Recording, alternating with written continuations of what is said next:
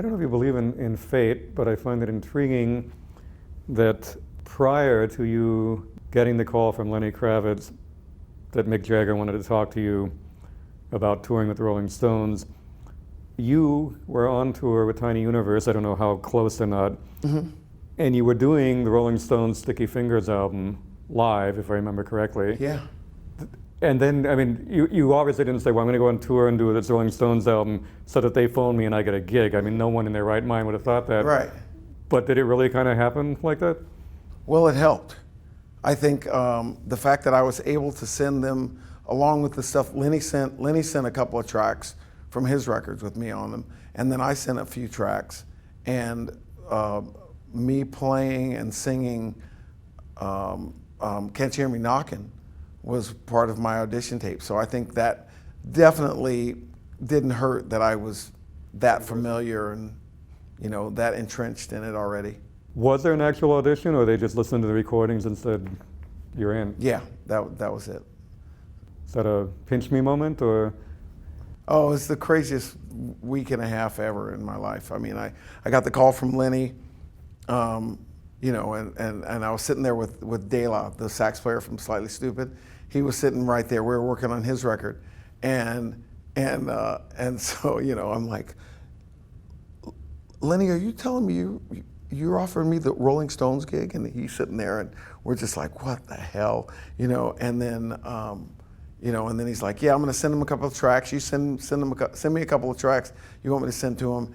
And then within, you know, 4 or 5 days, he calls and goes, yeah, they liked it. Mick's going to call you in a couple more days. You know, and it's just like that week was like one of those, you know, me and Dale were working on his record. So when I got the Skype call from Mick, he recorded it actually. And I literally thought I was going to die before. There's no way I'm making it to Australia and actually playing with the Rolling Stones. I'm going to freaking die in a car accident or something, you know. There's one of those moments where I'm just like, this is not going to happen, you know. So definitely beyond pinch me moment. And obviously it went well. So you was there much in the way of rehearsal, or they assumed you knew the music? And how much time between arriving in Australia and going on stage with them? Oh, I think 2 weeks. I got there and we rehearsed 2 weeks. But yeah, they expected me to know what I was doing. You know, they rehearsed a little bit for me, but it was mainly when they rehearse, they just run through the tunes.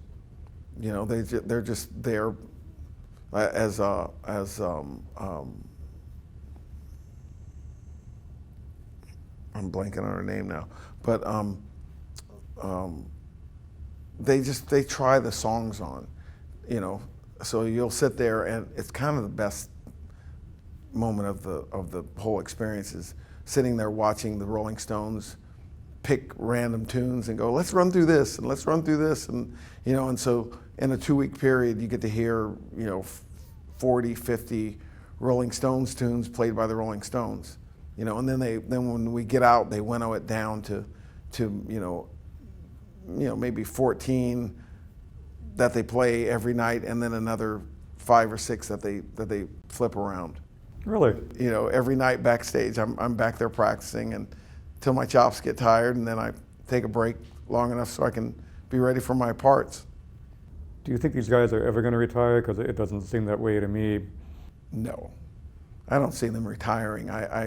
You know, I think as long as they can go out and play music, they're gonna do it. Maybe when Mick, you know, can't run a freaking half marathon every time he goes out, they'll have to hang it up, you know. And I mean, Keith's like, you know, been telling him for years, you know what, you don't have to run around, but it's part of the show, and I just think it keeps him young. So and they, with that catalog, why would you quit? Right. And I'm going to guess you have no plans of quitting either. No, they'll have to kick me out. You know, as part of the Gnomes and Badgers. Yeah.